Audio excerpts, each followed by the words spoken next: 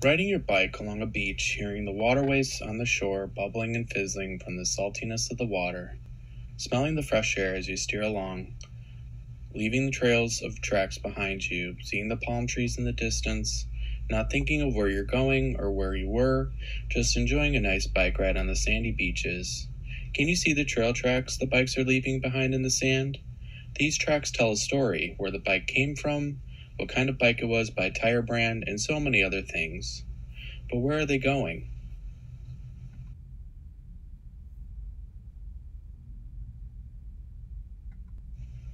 So if you were like me, you were in that scene and you were really taken back by the sandy beaches and how the sandy beaches and the water, the waves crashing onto the shore, and hearing that. If you've ever been in that sort of place, but if you haven't, you might have been looking at, the certain observations you could draw from that.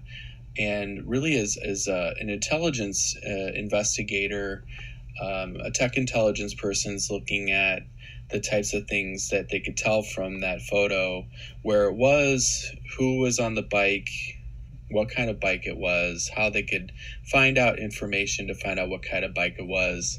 And so intelligence in this case is the ability to acquire and apply data to extract information about people, places, and things that create factual knowledge and can be verified by others.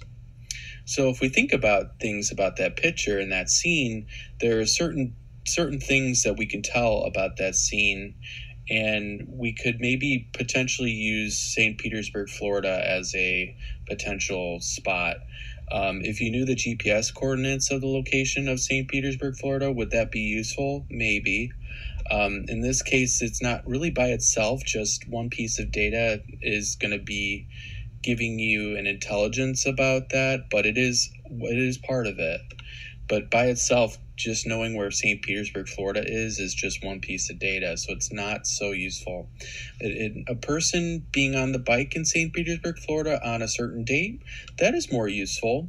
But why is it important that he was in St. Petersburg, Florida? So that's the kind of mindset that we're getting in here in the intelligence community, is really about taking pieces of data and wanting to tie it to other things that will lead to a series of steps that'll be taken that will actually help you to kind of build a story. And so the last example that I want to use here is there's a person named Theodore Ramsey in St. Petersburg, Florida, and was caught on camera stealing a diamond ring at a jewelry store. Is that useful? And in that case, it is useful, and that would be useful to the jewelry store owner or the authorities if the thief was pursued. I use that as an example because that would be intelligence there, those pieces of data that were found about the person's name, where they were, and there was footage that kind of caught him stealing the diamond ring at a jewelry store, would have been useful. So that is in and of itself intelligence right there. So there are ways, and this is what I'm offering to you, is ways to identify people, places, and things using technology. Part of it is how-to guides, part of it is documentation, part of it is software, but it's also the kits that I'll be explaining to you later that will help you have the software and the how-to guides that will be used for you to gather intelligence. What is tied to an online identity? So typically, there are identities that are thought of as an actual real person versus a non-real. I'm saying non-real because it's not that they aren't. They are basically a user account, but it may be what we call a sock puppet. But there is typically a person behind these non-real identities, but they're not an actual person. It could sometimes be either an actual computer bot, or it could be a fictitious. Sorry for my penmanship. And what we can gather about these these identities is a lot. There is over 30 social platforms that have a treasure trove of information, and this treasure trove of information that are gathered in these sites is a birth date, email addresses, images they take on their cameras, and these images sometimes have GPS locations, and EXIF data is also covered in this course. What we'll also be learning in this course is how to find phone numbers. Sorry for the penmanship there. You'll also be finding, like the images was pointing out, but actual physical locations, like addresses. Those are typically easy to find. And a person's work history from resumes. So, like, some of this is going to not be found if it's like a fictitious person. They may not have so much of a work history laying out there, but some people might build a fictitious person to have a work history, and it may or may not be real or not person. And what we could also use or to find online are people's voting records. In certain states, they are published, and there are some tools here that we are going to use in this course, and the technology that you can get in the kits is going to have this software that's preloaded that's going to have you using all of this data, and you can find out so much information online about things.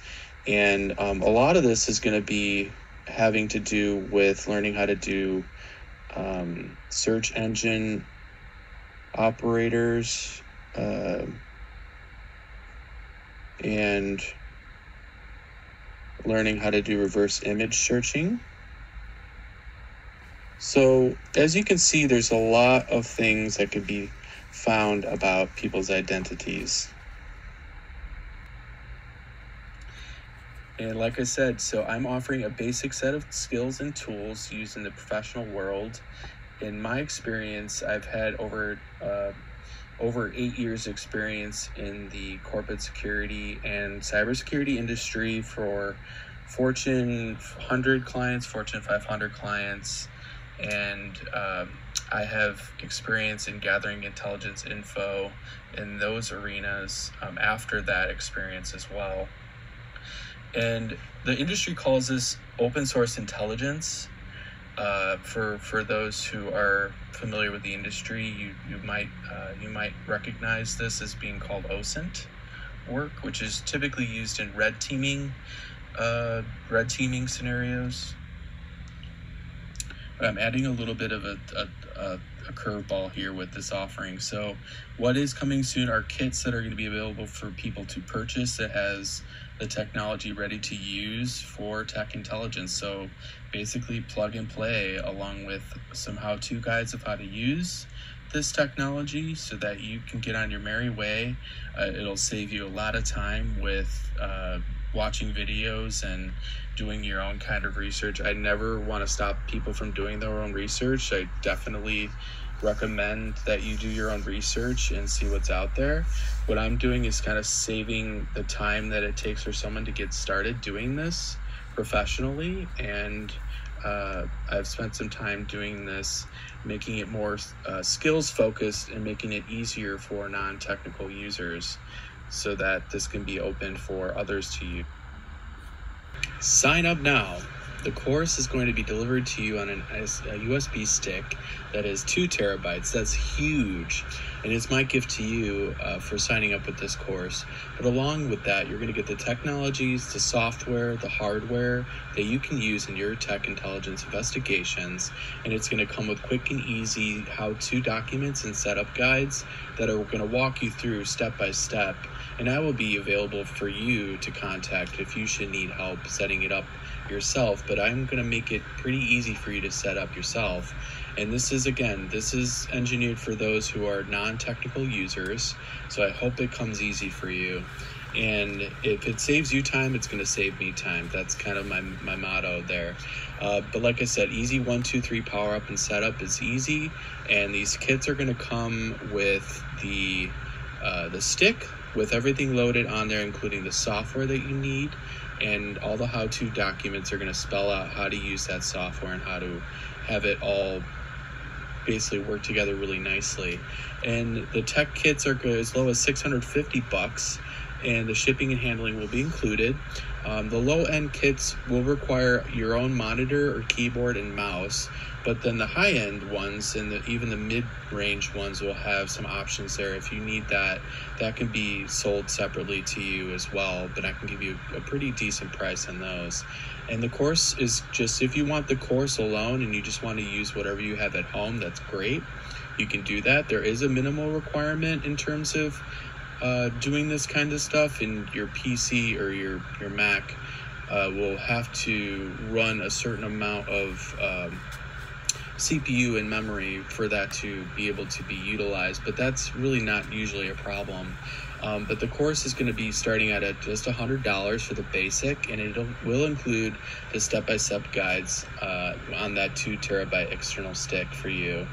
Contact me for more information about those kits and the course, and we'll be on your merry way to being a tech intelligence guru.